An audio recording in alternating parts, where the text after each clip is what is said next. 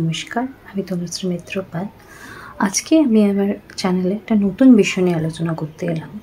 দেখুন, আমাদের মধ্যে অনেকেরই সমস্যা আছে যে আমাদের গ্যাস, অম্বল, অ্যাসিডিটি এবং ম্যাক্সিমাম এই গ্যাস, অম্বল, অ্যাসিডিটি যখন অনেক বেশি দিন ধরে থাকতে থাকে, তার ট্রিটমেন্ট করেও যখন আমরা কোনো রেজাল্ট পাই না, তখন যে রূপটা নেয় সেটা হচ্ছে আলসার। সেটা একটা ভয়াবহ রূপ। তো এই প্রবলেমটা যাতে আমাদের না হয়, আমরা গ্যাস অম্বলকে কীভাবে কিওর করব, কিভাবে আলসারকে কিওর করব যাতে আলসার না হয়, সেই ব্যাপারে আমরা আজকে ভিডিওয়ে আলোচনা করব। আজকে আমরা জানতে চলেছি যে এই যে ছোট আকার গ্যাস অম্বল, সেটা কি করে বড় রূপ নিয়ে আলসার হয়, এবং যাতে এই জিনিসগুলো জেনে আমরা অ্যাওয়্যার হই এবং আমাদের ভবিষ্যতে এই প্রবলেমগুলো আর না হয়, সেটাই কিন্তু আমার এই ভিডিওর উদ্দেশ্য। দেখুন, গ্যাস অম্বল এর কারণ জানতে গেলে আমাদের যেটা সবার আগে জানতে হবে সেটা হচ্ছে গ্যাস অম্বল কেন হয়। আর সেটা যখন আলোচনা করব, শুরুটা তখন এরকমভাবে করতে হবে যে আমাদের খাদ্যের গ্রহণের যে ভুল, সেই ভুলগুলো যতক্ষণ আমরা জানতে পারবো, সেগুলোকে যতক্ষণ আমরা সংশোধন করতে পারবো, ততক্ষণ কিন্তু এই জিনিসগুলোকে আমরা এড়াতে পারবো না, যতই চেষ্টা করি। তার সাথে সাথে এই আলোচনা যখন আমি করছি একটা অনেক বড় বিষয় নিয়ে, এটা একটা ছোট বিষয় নয়, তখন অবশ্য করে আমি আলোচনা করব একদম মর্নিং থেকে, অর্থাৎ আমরা কিভাবে চললে আমাদের এই প্রবলেমগুলো হবে না, সেটাই কিন্তু বলা থাকবে আমার, বা বলতে চাইবো আমি এবার এই ভিডিওয়ে। যেটা যদি আপনারা ফলো করেন, আশা করি আপনারা কিন্তু আপনাদের নিজেদের যে প্রবলেমগুলো ফেস করছেন সেখান থেকে অনেক ভালো থাকবেন, এবং যাদের এই প্রবলেমগুলো হয়নি তাদের যাতে এই প্রবলেমগুলো আর কোনোদিনও না হয়, সেটাই কিন্তু হবে আমার ভিডিওর মূল উদ্দেশ্য। অর্থাৎ আমি চাইবো আপনারা যে প্রবলেমগুলো ফেস করছেন সেগুলো যাতে আপনাদেরকে আর ফেস করতে না হয়।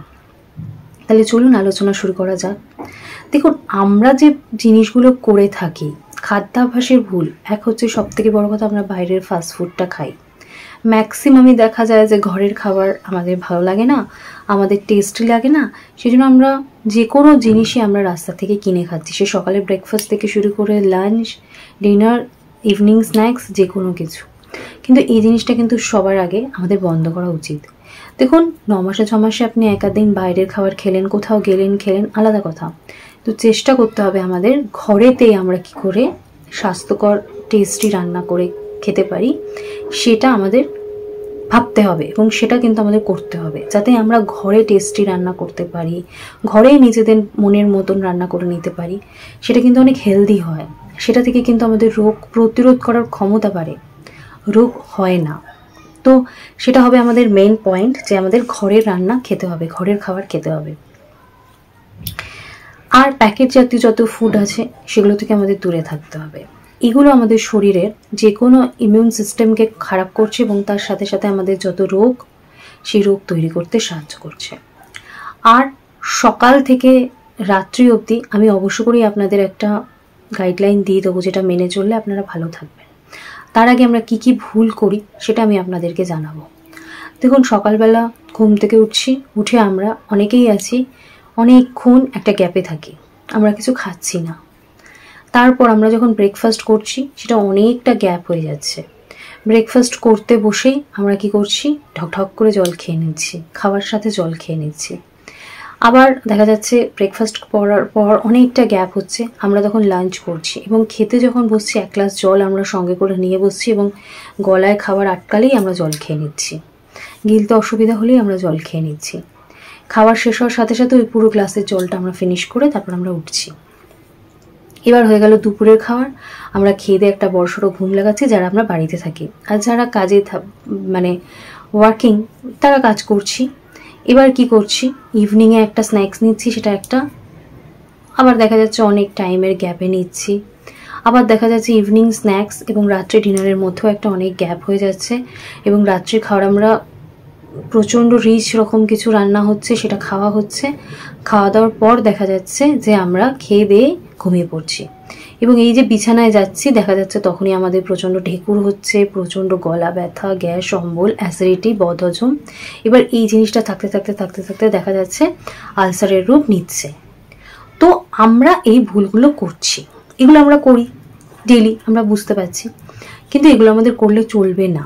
এবার আমাদের বুঝতে হবে এই যেটা আলোচনা করলাম এগুলো ভুল, এগুলোর কোথায় কি ভুল আছে, কি করলে সংশোধন হবে সেটাই আমি আজকে জানাবো। দেখুন, এগুলো করলে চলবে না। আমি যে রুটিনটা আপনাদের আলোচনা করব সেটা আপনাদেরকে চেষ্টা করতে হবে মেনে চলার। সেটা হচ্ছে সকালবেলা ঘুম থেকে উঠছেন, উঠে অবশ্য করেই আপনি চেষ্টা করবেন 1 গ্লাস উষ্ণ গরম জল খেতে। যারা উষ্ণ গরম জল খেতে পাচ্ছেন না তারা নর্মাল জল খান। চেষ্টা করতে হবে মর্নিংয়ে সকালবেলা ঘুম থেকে উঠেই অন্তত আমাদের 1 লিটারের কাছাকাছি জল ফিনিশ করে দেওয়া, আর সারা দিনে অন্তত 4 লিটারের কাছাকাছি জল আমাদের খেতে হবে। এটা আমাদের সুস্থতার জন্য দরকার, কারণ গরম বাড়ছে, আমাদের শরীরে যে জলটা দরকার, যেটা আমাদের যে কোনো আমাদের শারীরবৃত্তীয় কাজের জন্য এবং আমাদের ডিটক্সিফিকেশনের টোটালটার জন্য, সুস্থ থাকার জন্য আমাদের মোটামুটি সারাদিনে 4 লিটার জল খাওয়াটা খুবই দরকার। কিন্তু আমরা সেই জলটা খাচ্ছি না। আমরা সারাদিনে কেউ দেখা যায় ওই 4 বেলা 4 গ্লাস ভাত খাওয়ার মানে খেতে যখন বসছি তার সাথে 1 গ্লাস করে জল খাচ্ছি, ওটাই কিন্তু আমাদের জল খাওয়ার থাকছে। জল খাওয়া, জল এছাড়া আমরা আর খাচ্ছি না, বাট এটা চলবে না। সকালে ঘুম থেকে উঠেই চেষ্টা করতে হবে অন্তত 1 গ্লাস জল, 1 লিটার জলের কাছাকাছি জল আমাদের ফিনিশ করতে হবে। এতে আমাদের কি হবে, কনস্টিপেশনের যে প্রবলেমটা সেটাও কিন্তু আস্তে আস্তে কমে আসবে। আর কি করতে হবে, এবার এই যে জলটা খেলাম, খেয়ে আমরা এক্সারসাইজ চাইলে করতে পারি, যারা মেডিটেশন করেন করতে পারেন। এবার আমরা যখন ব্রেকফাস্ট করতে বসছি সেই ব্রেকফাস্টের সময় আমরা অল্প জল খেয়ে, অর্থাৎ গলাটা আমরা ভিজিয়ে নিচ্ছি। এটা যে কোনো খাদ্য গ্রহণের আগে কিন্তু আমাদের এই প্রক্রিয়াটা অ্যাপ্লাই করতে হবে। যদি আমরা গলাটা ভিজিয়ে নিই তাহলে কি হবে, আমাদের মুখে যে সালাইভাটা রয়েছে সেই সালাইভাটা আমাদের পেটে চলে যায়। পেটে চলে যেতে কিন্তু আমাদের হজমের যে প্রক্রিয়াটা সেটা কিন্তু হতে অনেক বেশি হেল্প করে। তাই আমরা 1 ঢোক জল খেয়ে আমরা খাবার খাচ্ছি। এবার এই খাদ্য গ্রহণের মাঝে কিন্তু আমরা কোনো রকম জল খাবো না।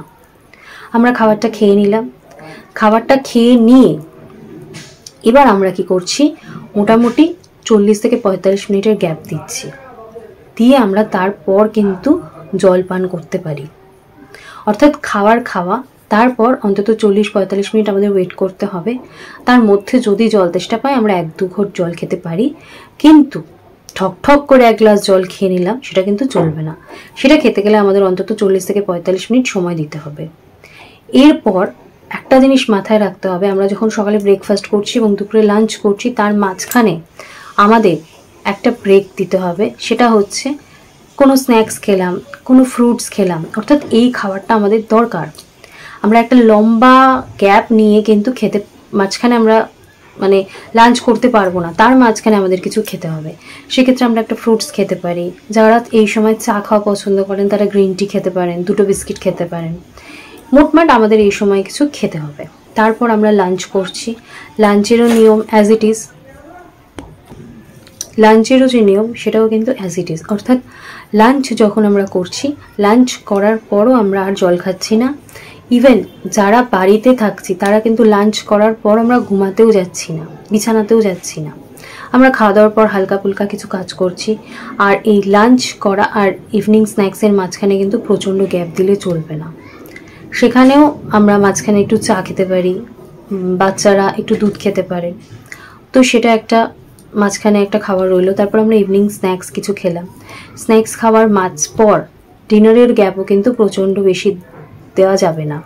সেখানেও যদি দরকার হয় আমরা স্ন্যাক্স খাওয়ার পরও আমরা কেউ, বাচ্চারা চাইলে দুধ খেতে পারে, বড়রা চাইলে গ্রিন টি খেতে পারে 2টো বিস্কিট দিয়ে।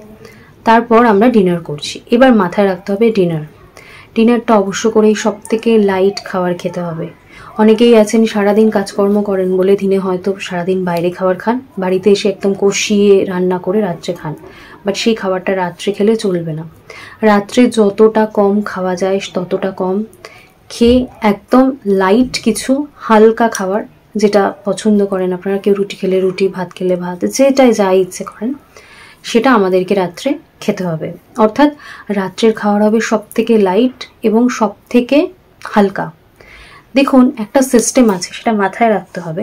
সেটা হচ্ছে সূর্য যখন উঠছে, সূর্য যখন থাকছে, সূর্যের তাপ যেরকম থাকবে সেই অনুযায়ী কিন্তু আমাদের খাবারের হালকা না গাঢ় সেটা যদি আমরা জেনে নিই তাহলে কিন্তু আমাদের অনেক সুবিধা হবে। দেখুন, সকালবেলা যখন সূর্য উঠছে আমরা যখন ব্রেকফাস্ট করছি তখন সূর্যের তাপ থাকছে, আমরা যখন লাঞ্চ করছি তখন সূর্যের তাপ থাকছে, যখন আমরা ইভিনিংয়ে টিফিন খাচ্ছি তখন কিন্তু সূর্যের তাপ অনেক কমে যাচ্ছে, এবং রাত্রে যখন ডিনার করছি তখনও কিন্তু সূর্যের তাপ অনেক কমে যাচ্ছে। তাহলে মাথায় রাখতে হবে সূর্যের তাপ যখন বেশি তখন আমরা যে খাবারটা খাবো সেটা যদি আমরা খুব রিচ খাই সেটা আমাদের ডাইজেস্ট করতে অসুবিধা হবে না। কিন্তু সূর্যাস্তের পর সূর্যের তাপ যখন আমাদের পৃথিবীতে এসে পড়ছে কিন্তু আমাদের দিকে এসে পৌঁছাচ্ছে না, তখন মনে রাখতে হবে যেহেতু সন্ধে হয়ে গেছে, সূর্যের তাপ আমরা পাচ্ছি না, তখন আমাদের লাইট ফুড খেতে হবে। অর্থাৎ সূর্যের তাপ বেশি হলে আমরা সেখানে রিচ ফুড, জাঙ্ক ফুড এবং চাইলে আমরা বেশি করে খেতে পারি। কিন্তু সূর্য যখন অস্ত চলে গেছে তখন অবশ্য করেই আমাদের খাবার পরিমাণটাও কম থাকবে এবং লাইট ফুড আমাদের খেতে হবে। এটাও কিন্তু একটা নিয়ম, এটা আমরা অনেকেই জানি না এবং অনেকেই সেটা মানিও না। এটা মেনে চললেও কিন্তু অনেকটা প্রবলেম থেকে আমরা এগিয়ে চলতে পারবো। ডিনার হয়ে গেল, আমরা যতটা লাইট সম্ভব খেলাম, একদম লাইট খাবার খেলাম। এই ডিনার করার পর কিন্তু আমরা বিছানায় যেতে পারবো না, ডিনার করেই ঘুমাতে পারবো না। আমাদের অবশ্য করেই 2 ঘন্টা টাইম তার মাঝখানে আমাদের কাটাতে হবে। কাজকর্ম যা হোক কিছু সেরে নিয়ে আপনি 2 ঘন্টা বাদে আপনি ঘুমোতে গেলেন। এই যে সময়টা আপনি কাটালেন, 2 ঘন্টা বাদে আপনি গেলেন, এটা যদি আপনি মেনে চলেন, আপনি দেখবেন আপনার হজমের প্রবলেম, আপনার গ্যাস অম্বলের প্রবলেম, আপনার বদ হজমের প্রবলেম, ইভেন এগুলো যখন হচ্ছে না আপনার আলসারের প্রবলেমও হচ্ছে না। বা যাদের আলসার হয়ে গেছে তারাও যদি এই জিনিসগুলো মেনে চলেন তারাও কিন্তু অনেকটা ভালো থাকবেন। এর সাথে সাথে আমরা কি করব, আমাদের কিছু জিনিস আরও মেনে চলতে হবে। সেটা হচ্ছে আগেকার দিনে আমরা কি করতাম, ভাত আমরা চটকে খেতাম। শুনে দেখবেন যে ভাত চটকে খাওয়ানো হয়। এখনকার দিনে কিন্তু আমরা অনেকে আছে ভাত আমরা মাখিই না, জাস্ট কোনো রকমের মোবাইল দেখতে দেখতে, টিভি দেখতে দেখতে আমরা ভাত খাচ্ছি। প্রক্রিয়াটা কি হয়, যখন আমরা খাচ্ছি তখন সবার আগে আমরা খাবারটাকে দেখি। সিস্টেম হচ্ছে এটা, যখন আমরা খাবারটার দিকে তাকাই তখন কি হচ্ছে, আমাদের জিহ্বা থেকে একটা লাল রস উৎপন্ন হচ্ছে, অর্থাৎ আমাদের লোভ লাগছে খাবারটা খেতে, তবে তো আমরা সেটা খাচ্ছি। যেটা আমাদের দেখলে খেতে ইচ্ছা করে না সেটা তো আমরা খাই না। তো যখন আমাদের লোভ লাগছে তখন আমাদের মুখ থেকে লালা রস বেরোচ্ছে, নিঃসরণ হচ্ছে। এটা কি করছে, আমাদের হজমে সাহায্য করছে। আমরা যখন ভাতটা চটকে খাচ্ছি সেটা আমাদের গলায় লাগার চান্স কম থাকে এবং সেটা সহজে হজম হয়। তো এতেও কিন্তু গ্যাস অম্বলের প্রবলেম কম হয়। তো চেষ্টা করবেন ভাত মেখে খেতে। এবার কি হলো, ভাত আপনি মেখে খাচ্ছেন, যখন আপনি খাবারটা চিবোচ্ছেন তখন আপনার মুখে যে স্যালাইভাটা সেটা খাবারের মধ্যে মিশে যাচ্ছে। এবার আপনি সেটা খাচ্ছেন, এবার আপনার যখন সেটা পেটে পৌঁছচ্ছে তখন সেখান থেকে পিত্তরস এসে সেটাকে হজম করছে। কিন্তু যারা টিভি দেখতে দেখতে খাচ্ছেন, গল্প করতে করতে খাচ্ছেন, তাদের কিন্তু এই প্রবলেমগুলো অ্যারাইজ করবেন। তাই এটা কিন্তু খাবার পদ্ধতি নয়। খাওয়া হয়ে গেল, আমরা খাবার সিস্টেমটা বুঝলাম যে আমাদের এই খাওয়ার সাথে আমাদের চোখ, আমাদের মুখে লালা রস এবং আমাদের যে চটকে খাওয়া, মেখে খাওয়া যেটা আগেকার দিনের মানুষ খেতেন, সেগুলোর কিন্তু অনেক বেশি গুরুত্ব আছে। অর্থাৎ আমরা যেটা খাচ্ছি সেখান থেকেই আমরা শক্তি পাচ্ছি, সেখান থেকেই পুষ্টিরস আমরা গ্রহণ করছি এবং সেটা দিয়েই আমাদের শারীরবৃত্তীয় প্রক্রিয়াগুলো সবকিছু চলছে। তাই খাওয়ার প্রক্রিয়ার মধ্যেই যদি ভেজাল থাকে, সেটাই যদি আমরা ঠিকঠাক করে না ইনটেক করি, তাহলে আমাদের শরীর চলবে কেন? তো আমাদের সেখান থেকে তো অনেক কমপ্লিকেশন আসবে, এটাই স্বাভাবিক। তাই অবশ্য করে মাথায় রাখতে হবে যে খাওয়ার যে প্রক্রিয়াটা, আমাদের সেই সময় মোবাইল দেখলে চলবে না, সেই সময় টিভি দেখলে চলবে না, ঘরে যতই লোক বেশি থাক বা কম থাক আমাদের সেই সময় কথা বললে চলবে না। মুখ বন্ধ করে অবশ্য করেই আমাদের কোনো কথাবার্তা না করে খাওয়ার দিকে তাকিয়ে আমাদের খাদ্য গ্রহণ করতে হবে। এটা হচ্ছে খাদ্য গ্রহণের নিয়ম। আর খাদ্য গ্রহণের মাঝখানে জল গ্রহণ করব না, জল আমরা খাবো মোটামুটি 40 থেকে 45 মিনিট পরে। এটা হলো। এবার যারা এই প্রবলেমে অলরেডি পড়েছেন তারা এই টিপসগুলো মেনে চলুন, অবশ্য করে দেখবেন অনেকটা ভালো থাকবেন। এবং যারা জাস্ট গ্যাস অম্বলে ভুগছেন তারাও এগুলো মেনে চলুন, দেখুন আপনাদের গ্যাস অম্বল অনেকটা কমে যাবে, এটুকুনি আমি বলতে পারি। আর যারা রেইকি জানেন, অবশ্য করেই তাদের কথাও কিছু বলতে হবে। যারা রেইকি জানেন, দেখুন রেইকিটা আমরা যখন কল করি আমাদের হাত দিয়েই সব কিছু হয়। তো আমরা ভাতটা যখন মেখে খাচ্ছি, যদি সেই সময় রেইকির এনার্জি আমাদের হাতে থাকে, তার মানে সেই এনার্জিটা আমাদের খাবারের সাথে মিশে গেল, মানে আমাদের খাদ্যগুণ অনেক বেশি এনহ্যান্স করলো। এবার সেই খাবারটা যখন আমরা খাচ্ছি, আমরা রেইকির এনার্জিটাকে যখন আমরা ইনটেক করছি, তখন সেটা আমাদের শরীরে যাচ্ছে, আমাদের স্যালাইভার সাথে মিশছে, মুখে যাচ্ছে, স্যালাইভার সাথে মিশছে, আমাদের পেটে যাচ্ছে। এবার আমাদের যদি রেইকির ফুল প্র্যাকটিস করা থাকে, প্রত্যেকটা অঙ্গ থেকেই কিন্তু তখন সেই এনার্জিটা আমরা খাবারে দিতে পারছি। এবং খাবারের গুণাগুণ কিন্তু আমরা শুধু বলবো না যে 100%, সেটা কোটি কোটি গুণ বেড়ে যাচ্ছে। এবং সেই যে খাবারটা আমরা খাচ্ছি সেটা শুধু আমাদের কোনো গ্যাস অম্বল নয়, সেটা আমাদের প্রত্যেকটা শরীরের প্রত্যেকটা অর্গানে যা যা ডিসঅর্ডার আছে সেগুলোকে ক্লিন করছে, সেগুলোকে এনার্জাইজড করছে, এবং যাতে ভবিষ্যতে আর সেই রকম কোনো সমস্যা না হয় সেগুলোকেও হিল করছে। তার সাথে সাথে শুধু শারীরিক নয়, মানসিক যা যা সমস্যা আছে সেটাকেও কিন্তু এই খাদ্য বা এই প্রক্রিয়া হিল করে থাকে।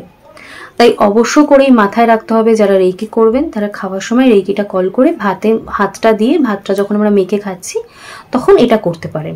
এতে কিন্তু আপনারা অনেক ভালো থাকবেন। আর যাদের অলরেডি গ্যাস অম্বলের প্রবলেম বা আলসার হয়ে গেছেন তারা কি করবেন, যারা রেকি জানেন তারা মণিপুর চক্রকে হিলিং করবেন, স্বাধিষ্ঠান চক্রকে হিল করবেন এবং মূলাধার চক্রকে হিল করবেন। এতে আপনাদের কনস্টিপেশনের প্রবলেমও থাকবে না, আপনাদের খাবার হজম হওয়া বা অলরেডি যে লিভারের কোনো প্রবলেম হচ্ছে বা আপনাদের অলরেডি আলসারের কোনো প্রবলেম রয়ে গেছে বা গ্যাস অম্বল হচ্ছে সেটাও দেখবেন আপনাদের আস্তে আস্তে কোনো ওষুধ খেতে হচ্ছে না, এই জাস্ট হিলিংয়েই আপনি ভালো থাকছেন।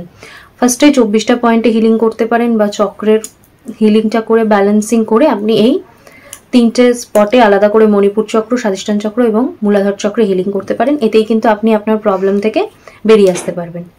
এইগুলো করুন, দেখবেন অবশ্য করেই ভালো থাকবেন। আমার চ্যানেলটা দেখছেন, আমার ভিডিও দেখছেন যারা, তাদেরকে অশেষ ধন্যবাদ। আশা করব আমার ভিডিও যদি আপনাদের ভালো লাগে তাহলে একটা লাইক দেবেন এবং আমার চ্যানেলটা সাবস্ক্রাইব করে আমার পাশে থাকবেন। আর যদি আমার ভিডিও আপনারা আরও অন্য কোনো বিষয়ে দেখতে চান বা জানতে চান তাহলে অবশ্যই করে আমাকে কমেন্টস করতে পারেন। আপনাদের কমেন্টসের জন্য আমি আশায় বসে থাকবো এবং আমি চাইবো যে আপনারা কমেন্টস করুন, সেটা অবশ্যই করে আমার ভালো লাগবে, কারণ একটা ভিডিওর পেছনে অনেক পরিশ্রম থাকে। তো যদি জানান তাহলে অবশ্যই করে উপকৃত হব। আজকে ভিডিও এখানেই শেষ করছি। আগামী কোনো বিষয় নিয়ে আবার অন্য দিন কোনো টপিক নিয়ে আপনাদের সামনে আসবো। আজকে এখানে এটুকুই। নমস্কার।